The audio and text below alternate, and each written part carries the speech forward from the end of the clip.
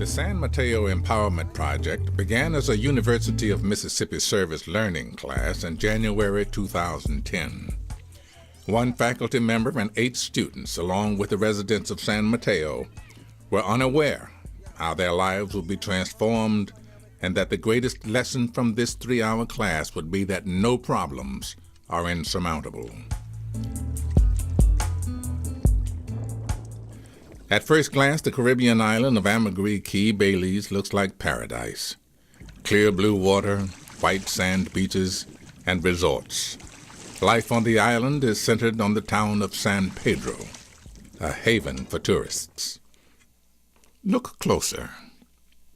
Tucked on the outskirts of San Pedro, out of sight of tourists, lies another view of paradise, San Mateo.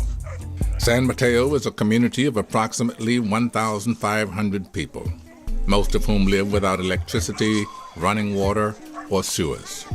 Every day, the people of San Mateo walk across planks, rotten wood bridges, to get to work or school. The bridges are so bad that the residents nickname them London bridges because, like the nursery rhyme, they are always falling down. This small but diverse population lives in this swampy, forgotten part of the island because, quite simply, it is the only place they can afford to live. Although the number of households in the community has been growing for 15 years, no roads have been built. The residents were hopeless. Thanks to old Mrs. San Mateo Empowerment Project, life in San Mateo is changing for the better. Rock and sand roads now replace many of the bridges. Racial and ethnic divisions are giving way to cohesion and community. Hopelessness and helplessness are being replaced by sweat and abiding faith. The vision of the San Mateo Empowerment Project is simple: to empower the people of San Mateo to find community solutions for community problems. Students went door to door, encouraging residents to come to participate in community meetings.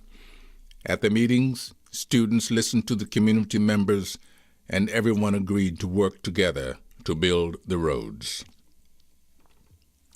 Energized students began by asking family and friends for contributions and organizing various fundraising projects. They were compelled to fulfill their promise to raise money for rock and sand to build the roads. The rock and sand is gathered through the efforts of men wading into the water and using metal rods to pry dead coral rocks from the ocean floor. Others fill their boats with sand, and then both rock and sand are shoveled into a pile on the shoreline. The money the students raise pays for the labor to gather the materials. On Sundays, the normal day of rest, volunteers work on the road. They wheelbarrow and cart the rock and sand from the lagoon to the end of the road, what residents call the best road in Belize. As of October 2011, just over a year and a half after the groundbreaking, the students have raised over $28,000, and the road is 800 feet long. Women in the community prepare a lunch on Sundays. The project is a total community effort.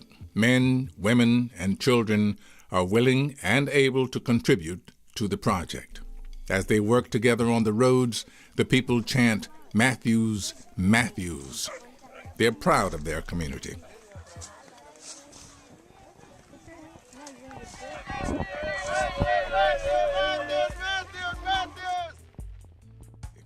There's a sense of identity there that didn't exist previously. So far, 64 students and 7 Ole Miss faculty members have helped in Belize by building roads and working in the Holy Cross Anglican Primary School.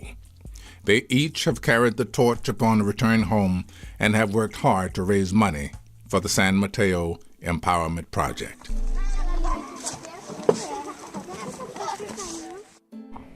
Hey Rebel fans, my name is Candice Armstrong, and we are the students of Holy Cross Anglican School, San Pedro in Belize. We have one question for you.